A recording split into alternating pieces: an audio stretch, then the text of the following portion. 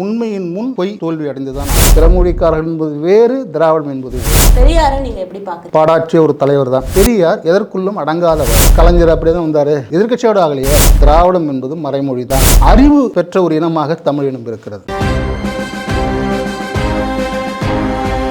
தமிழ் நேயர்களுக்கு வணக்கம். இன்று நமது சிறப்பு நேர்காணல்ல நம்மோடு இணைந்திருப்பவர் தமிழ் தேச மக்கள் கட்சியின் பொதுச் செயலாளர் திரு தமிழ்நேயன் அவர்கள் இருக்காங்க. பேசிடலாம். வணக்கம் ஐயா. வணக்கம் ஐயா. இப்போ இருக்கிற காலகட்டத்துக்கு தமிழ் தேசிய அரசியல் வளர்ந்துட்டு வருதுன்னு நினைக்கிறீங்களா? அதோட வளர்ச்சி சரியான திசையில தான் போகுதா? தமிழ் தேசியம் என்கிற சொல்லாடல் வளர்ந்திருக்கிறது. அரசியல் ரீதியாக பல்வேறு விதமான முன்னெடுப்புகளால் இன்று ஒரு உயர்ந்த நிலையில் இருக்கின்றன. குறிப்பாக மொழி இனம் சார்ந்து இருக்கிற ஒரு தேசத்தில் அதற்கான விடுதலை போராட்டம் எழுவது இயல்புதான், இயற்கைதான். ஆனால் பல்வேறு காலகட்டங்களில் நம்முடைய தமிழ் சார்ந்த இனம் சார்ந்து பார்க்கிற போது மன்னராட்சி காலத்திலும் சரி, பிறகு மன்னராட்சி விழுந்த பிறகு உருவான வெள்ளை இனருடைய வருகை என்பது ஒரு இன்னொரு கட்டத்திற்கு தமிழ் தேசியம் வளர்ந்திருப்பதாக தான் உணர்கிறோம். இப்போது நடந்து கொண்டிருக்கிற அரசியல் என்பது இந்தியாவில் ஏற்பட்டிருக்கிற முரண்பாடுகள், இந்திய ஆளும் வர்க்கத்திற்குள் நடக்கிற முரண்பாடுகள் ஒரு தேசிய இன விடுதலை போராட்டத்தினுடைய தொடர்ச்சியாகத்தான் நாம் பார்க்க வேண்டும். குறிப்பாக சொல்ல வேண்டும் என்றால் 1980களில் இந்தியா முழுக்க தேசிய இன விடுதலை போராட்டம் உச்சத்தில் இருந்தது. இடையில் ஒரு தோல்வி நிலை ஏற்பட்ட பிறகு மீண்டும் இந்த தமிழ் தேசியம் என்கிற ஒரு சொல்லாடல் மீண்டும் வளர்ந்திருக்கிறதாக தான் உணர்கிறோம். அப்படி பார்க்கிற போது தமிழ் தேசியம் என்கிற சொல்லாடலை தவிர்த்து, அந்த தேசிய விடுதலை போராட்டத்தை தவிர்த்து விட்டு இங்கு யாரும் அரசியல் செய்ய முடியாது என்கிற நிலை உருமாறி இருக்கிறது. எந்த கருத்தாக்கங்கள் வந்தாலும் கூட தமிழ் தேசியத்தை தொட்டுவிட்டு தான் செல்ல முடியும் என்கிற ஒரு நிலை இன்று உருவாகி இருக்கிறது. ஆனால் அதே நேரத்தில் அதற்கு எதிரான கருத்துக்களை பொய்யாக பரப்புரை செய்கிற காலகட்டம் இதுவாகத்தான் இருந்து கொண்டது. காரணம், தமிழ் தேசியம் தனிநாடு விடுதலை என்கிற கருத்தாக்கங்கள் வெற்றி பெறாது என்கிற ஒரு தவறான பிம்பத்தை கட்டமைக்க ஆளும் வர்க்கங்கள் முயற்சி செய்கின்றன. ஆனால் அதை தாண்டி தான் இன்று தமிழ் தேசியம் உயர்ந்து வளர்ந்து கொண்டிருக்கின்றன. இப்போ ஆளும் அரசாங்கங்கள் இது மாதிரியான சூழ்ச்சிகளாக செய்கிறாங்கன்னு சொல்றீங்க.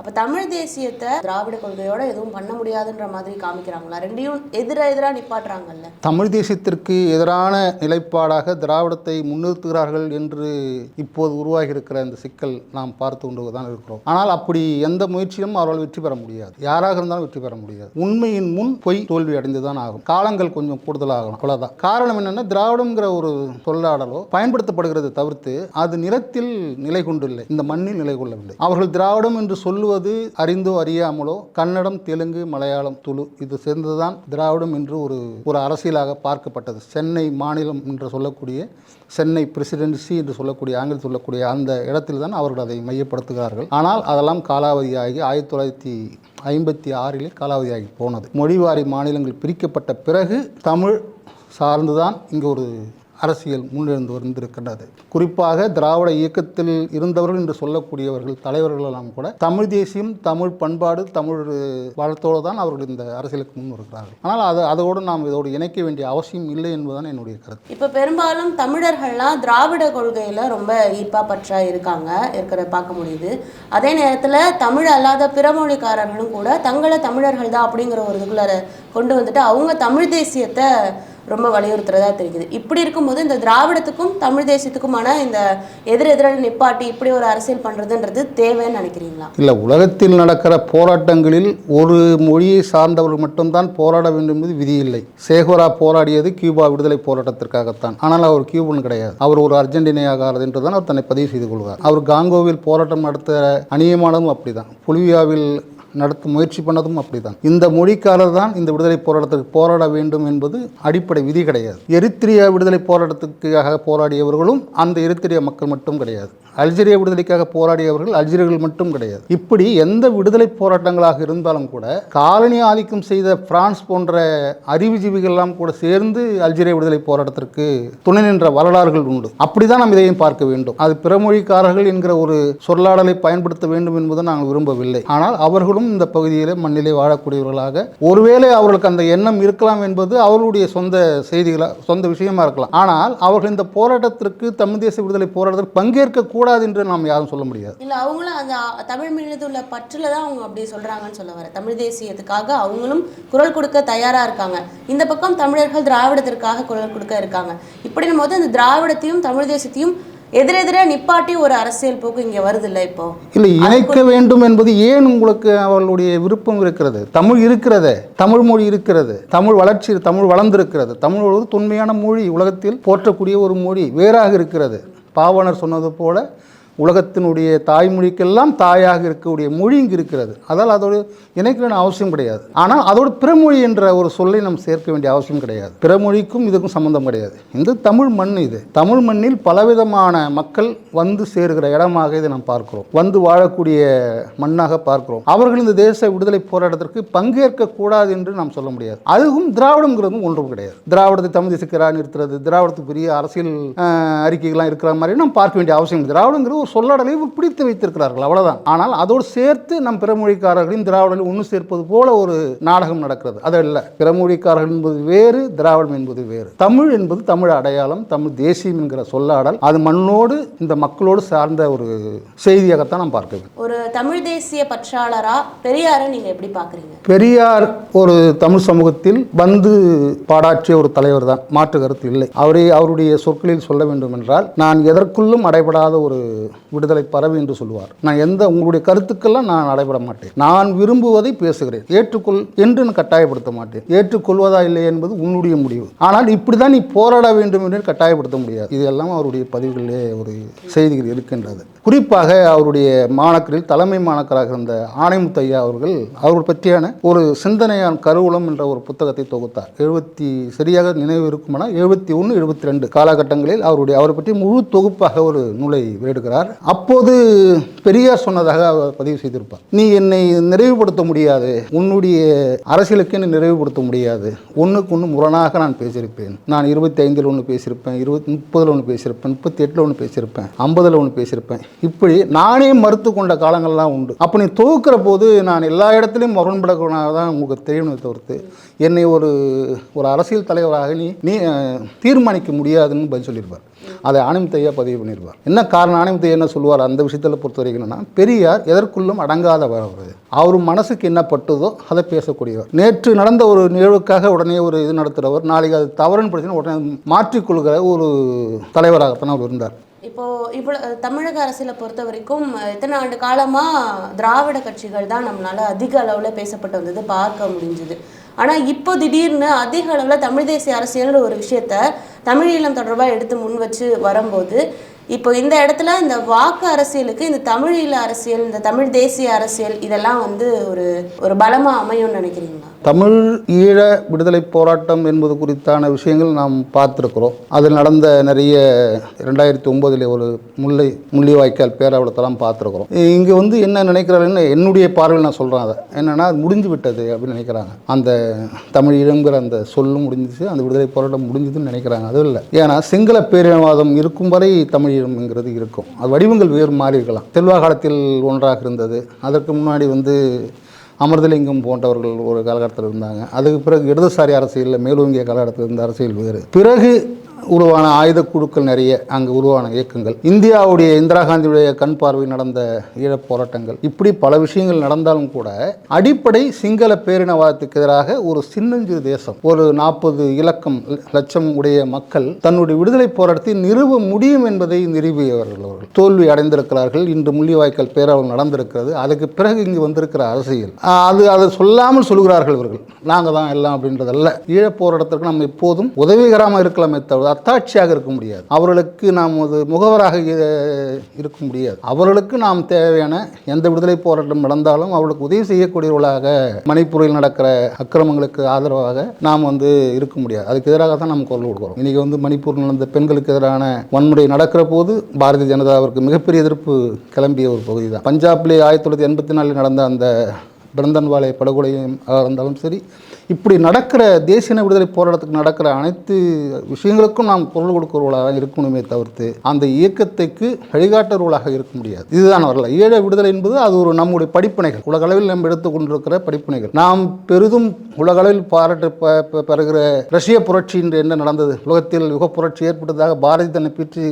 எழுதுவாரே, அந்த புரட்சி இன்னைக்கு என்ன நடந்துட்டு இருக்காங்க? இவ்வளோ நாளாக இந்த தமிழ் தேசியத்துக்கான குரல்கள் அவ்வளோவா ஓங்கலை இல்லையா? இப்போ சமீப காலமாக தானே அதிகமாக இதில் பேசிகிட்டு இருக்காங்க. அப்போ தேர்தல் நெருங்கின நேரத்தில் இது ஒரு வாக்கு அரசியலுக்கு இந்த விஷயங்கள் எடுபடுமா? உங்களுக்கு தமிழ் தேசியங்கிற இப்போ உங்களுக்கு ஒரு சின்ன செய்திக்காக நான் சொல்ல வருகிறேன். இப்போ என்னென்னா, இந்தியாவில் வந்து ஒன்றிணைக்கிற போது 1947 அரசியலமைப்பு சட்டம் உருவாக்குற போது ரிசர்வேஷன்லாம் கொண்டு வந்து முயற்சி பண்ணுறாங்க. ரிசர்வேஷன் கொண்டு வராங்க, இடஒதுக்கீடு போன்றதையும் கொண்டு வராங்க. அப்போ கூட இங்கே ஒரு குரல் எழுந்துக்கிட்டே இருக்குது. என்ன குரல் எழுந்துக்கிட்டு இருக்குன்னா, விகிதாசார அடிப்படையில் வந்து கொண்டு வரணும் அப்படிங்கிறாங்க. விகிதாசார அடிப்படையில் தான் இங்கே வந்து இது பார்க்கணும், ரிசர்வேஷன் வேண்டாங்கிறாங்க. ஆனால் அந்த நிலைப்பாட்டில் வந்து பெரியாருக்கு ஒரு பார்வை இருந்தது, அம்பேத்கருக்கு ஒரு பார்வை இருந்தது. அம்பேத்கருக்கு வந்து ஃபெடரேஷன் தான் அவர் பார்த்தார். அதான் ஷெட்யூல்டு அந்த கேஸ்ட் அப்படின்றத அவர் பண்ணுறார். அதுதான் பட்டியலின மக்கள் அப்படின்றார். ஆனால் பெரியாருக்கு அதில் உடன்பாடு இல்லை. ஏன் அவர் உடன்பாடு இல்லை? அவர் வந்து வேறு ஏதோ இல்லை, இந்த மண்ணிலே இருந்தவர். இந்த மண்ணில் அவர் கொண்டாடப்படுகிற ஒரு தலைவராக அத்திப்பாக்கம் வெங்கடேசர நாயக்கர் ஒருத்தர் இருந்தார். அவர் தான் அந்த இடஒதுக்கீட்டினுடைய பிதாமகராக தன்னை கட்டமைத்து கொண்டு தன்னுடைய சொத்தெல்லாம் இழந்து இந்த மக்களுக்காக இடஒதுக்கீடு வேணும், தனித்தனி மக்களுக்காக வாழறாங்க, பல்வேறு விதமான ஒடுக்குமுறைக்குள்ளாகிறாங்க சொல்லுகிற போது இந்தியாவிலிருந்து அதிகமாக விக்டோரியா மகாராணிக்கு மடல் எழுதினவரில் அவர் ஒருத்தர். 1000 மடலுக்கு மேலே எழுதியிருக்கிறார் அவர். அது இன்னும் களஞ்சியத்தில் இருக்கிறதாக தகவல், எங்கள் லண்டன் மியூசியத்தில் இருக்கிறதா தகவல். என்ன எழுதுறாருன்னா, இந்த மக்களுக்கு வந்து கல்வியிலையும் வேலைவாய்ப்பும் பிரதிநிதித்துவம் கொடுங்க. எந்த மக்களுக்குன்னா அவங்கவுங்க மக்களுக்கு ஏற்ற மாதிரி பொதுவான அடைப்புக்குள்ளே வராமல் எந்தெந்த மக்கள் இருக்கிறாங்களோ அந்த கருத்தியலை பெரியார் பற்றி கொள்கிறார். அவர் தன்னுடைய மேடை பேச்சுகள்லாம் அவருடைய புத்தகம் கையில் இருக்கும். ஒன்று மரமலடிகளாருடைய புத்தகம் இருக்கும், இன்னொன்று அத்திப்பக்கம் வெங்கடேசனுடைய புத்தகம் இருக்கும். அப்போவே தமிழ் தேசியம் தனக்கான வேர்களை தொடங்கி விட்டது. காரணம் என்னென்னா, இந்த மக்கள் தனித்துவமான பெரியாரே பேசுகிறார். அவர் அத்திப்பக்கம் வெங்கடேசன் சொல்லுவார். அவருடைய தன்னுடைய புத்தகத்தில் வந்து ஆபாச தர்ஷனின்ற புத்தகத்தை முன்னுரை எழுதுகிறப்போ பெரியார் சொல்கிறாரு, உனக்கு என்னப்பா, நீ பெரிய ஆள், நீ உன்னை யாரும் எதிர்க்க முடியாது, ஆனால் என்ன கல்லை கொடுத்து அடிக்கிறாங்க அப்படிலாம் பெரியார் சொல்லியிருக்கிறார். ஏன்னா அவர் பெரிய கூட்டத்தோடு போகக்கூடிய ஒரு பெரிய ஜமீன்தாராக இருந்தவர். அவருடைய தன்னுடைய சொத்து அனைத்தையும் இழந்தவர் இந்த மக்களுக்காக. அப்படிப்பட்ட தலைவர் என்ன சொல்கிறாருன்னா, விகிதாசாரம், அதான் வகுப்புவார் இடஒதுக்கீடு வேணுங்கிறத வந்து வலியுறுத்துகிறார் அவர். அதை பெரியார் ஏற்றுக்கொள்கிறார். அதால் தான் அவர் எல்லா இடத்துலையும் அவருடைய புத்தகத்தை 2 பக்கம் இருக்கும். ஒரு பக்கம் மரமலடிகளாருடைய புத்தகம் இருக்கும், இன்னொன்று அத்திப்பாக்கம் வெங்கடேசன நாயக்கருடைய புத்தகம் இருக்கும். ஏன்னா இவர்கள் தான் அவருடைய தலைவராக தன்னை ஏற்றுக்கொள்கிறார், அவருடைய பிரச்சாரத்துக்கெல்லாம் பயன்படுத்துகிறார். அப்போவே தமிழ் தேசியத்திற்கான வேர் கொண்டிருக்குன்னு சொல்ல வரும். அப்போ வந்து இப்போ தான் வந்து தமிழ் தேசியம் மரமலடிகள் சைவ சித்தாந்தத்திலிருந்து தனித்தமிழ் இயக்கத்துக்கு உருவாகிறார்ல, தனித்தமிழ் இயக்கம் ஒன்று உருவாகிறதுல 1914 தான் நீதி கட்சி தொடங்கப்படுகிறது, தனித்தமிழ் இயக்கமும் தொடங்கப்படுகிறது. ஒரே காலகட்டம் தான். அப்போ நீங்கள் கட்சிகள்னு பேரை வச்சு தானே அந்த அரசியல் கட்சிகளோட வலிமையாக அந்த ஒரு குரல் வருது. தமிழ் தேசிய கட்சிகள் அப்படின்னு ரொம்ப வலிமையாக இன்னும் அப்போலேருந்தே வரல. அப்போ வரலன்றது அதுக்குள்ள கருத்தாக்கங்கள் உருவாயிடுச்சு. என்னன்னா, நான் பெரியார் திராவிட கழகம் உருவாகிறது 44 சேலத்தில் தான் அவர் உருவாக்குறாரு. அதில் அவங்களுக்குள்ள நிறைய முரண்பாடுகள் சமூகத்தில் ஏற்படுகிற விளைவுகள் தான். அது வரக்கூடாதுன்னு நம்ம எப்படி சொல்ல முடியும்? பெரியார் இருந்து அண்ணா ஏன் பிரிஞ்சார், இதுக்கு யாராவது விளக்கம் சொல்ல முடியுமா? ஏன் இவர் பிரிஞ்சார், கலைஞர் ஏன் பிரிஞ்சார், இதுக்கெல்லாம் விளக்கம் சொல்ல முடியுமா? பெரியாருடைய பெரும் தொண்டர்களாக தானே இருந்தாங்க அவங்க. எந்த வேலைக்கு அவங்க தான் முன்னணி தலைவராக தானே இருந்தாங்க. ஏன் பிரிஞ்சு வந்தாங்க? பிளவல்ல, அது முரண்பாடின் தொகுப்பாக தான் நம்ம பார்க்கணும். முரண்பாடு வராதுன்னு ஒரு சமூகத்தில் நம்ம சொல்லிட முடியாது. உலகத்தில் போற்றப்படுகிற அறிவு தளத்திலே உலகத்தை மாற்றி அமைத்து இருக்கக்கூடிய கோட்பாடாக பேசக்கூடிய மார்க்சியத்திற்கு மூலவர்களாக இருந்த மார்க்சும் ஏங்கல்ஸும் கண்ட கனவு இங்கிலாந்திலும் ஜெர்மனியிலும் புரட்சி ஏற்படும் என்பதுதான். இங்கிலாந்தில் தொழில் புரட்சியினால் மிகப்பெரிய மாற்றங்கள் உருவாகும், அங்கு நெருக்கடிகள் உருவாகும், தொழிலாளர்கள் மிகப்பெரிய அளவில் வந்து ஒரு புரட்சி நடக்கும்னு நம்பத்தார். ஆனால் இங்கு அச்சு ஊடகத்தில் மிகப்பெரிய அளவு வளர்ந்திருக்கிற ஜெர்மனியில் புரட்சி நடக்கும்னு எதிர்பார்த்தார். ஆனால் ஐரோப்பாவினுடைய மிகவும் பின்தங்கிய பகுதியான ரஷ்யாவில் தோன்றிய ஒரு மகத்தான தலைவன் லெனின் தான் புரட்சி நடத்தினார். வரலாறு அவர் கண்ட கனவை தகர்த்து விட்டது. யாருக்கு முதல் கண்ட கனவை தகர்த்து விட்டது. அப்படி அல்ல, சமூகம் எதை கொண்டாடுகிறது, எதன் முரண்பாடு முன்னுக்கு வருகிறதோ. இப்போ நீங்கள் இந்தியாவில் பார்த்துங்க, இந்தியாவில் நீங்கள் சொல்கிறீங்க, இந்தியாவில் வந்து படைங்கிற ஒரு சொல்லை பயன்படுத்தினவர் தமிழரசு மட்டும்தான். யாருமே பயன்படுத்தலை. மணிப்பூர் மக்கள் விடுதலை படையெல்லாம் யாரும் பயன்படுத்தலை. நாகாலாந்து விடுதலை படையெல்லாம் சொல்கிறதில்ல. பஞ்சாப் விடுதலை படை அப்படிலாம் யாரும் சொல்கிறதில்ல. ஏன்னா இந்த மண்ணுக்கே கூறிய அந்த குணம், அந்த சொற்களை எப்படி பயன்படுத்த வேண்டும் என்கிற அறிவு பெற்ற ஒரு இனமாக தமிழ் இனம் இருக்கிறது. இதில் ஏதோ ஒரு வகையில் மரமேடிகளாக இருக்கட்டும், அத்திப்பக்கம் வெங்கடாசலனாராக கூட இருக்கட்டும், பெரியாராக கூட இருக்கலாம், அண்ணாவாக கூட இருக்கலாம். அண்ணா தன்னுடைய மேடை பேச்சுக்களை சங்க இலக்கியத்தை தாண்டி வேற ஏதாவது பேசுகிறாரா? சங்க இலக்கியத்தை கொண்டு போய் சேர்த்தல ஒரு பங்கு இருக்குல்ல. முரண்பாடு இருக்கலாம், நமக்கு எனக்கும் அவருக்கும் முரண்பாடு இருக்கலாம், என்னோட அவரோட நிறைய செய்திகள் முரண்பாடு இருக்கலாம், அது வேற. ஆனால் தமிழை கொண்டு போய் சேர்த்ததில் அந்த பங்கு இருக்கா இல்லை. இப்படிதான் முரண்பாடுகள் தொகுப்பாக அண்ணா பற்றி பேசணும், மணிகண்டனாக பேசுகிறான், தவறாக பேச முடியும், அது வெல்ல பிரச்சனை. ஆனால் முரண்பாடுகளின் தொகுப்பாக தான் ஒவ்வொன்றும் வெளியே வருது. அப்படிதான் அந்த காலத்தில் தொடங்கிய அந்த சிக்கல் பின்னாடி 44 முரண்பாடாக வெடித்து திராவிட கழகமாக உருவாகிறது. திராவிட கழகம் உருவாகிறப்ப தமிழர் கழகம்னு ஒன்று உருவாக்குறாங்க. அண்ணல் தங்கோ போன்றவர்கள்லாம் உருவாக்குறாங்க. ஆனால் அப்போ தொடங்கின அந்த அதிலிருந்து தொடங்கின திராவிடம்ங்கிறது இவ்வளோ நல்ல ரீச் இருக்குல்ல. ஆனால் தமிழ் தேசியம் ஏன் ஒரு பக்கம் மறைவாகவே இருக்குது, ஒரு பக்கம் யாராவது எடுத்து சொன்னாதான் அதை புரிஞ்சுக்கணுன்ற நிலைமையில இருக்குது. இல்லை, அதிகார மொழியாக அது பயன்பாட்டுக்கு வருது.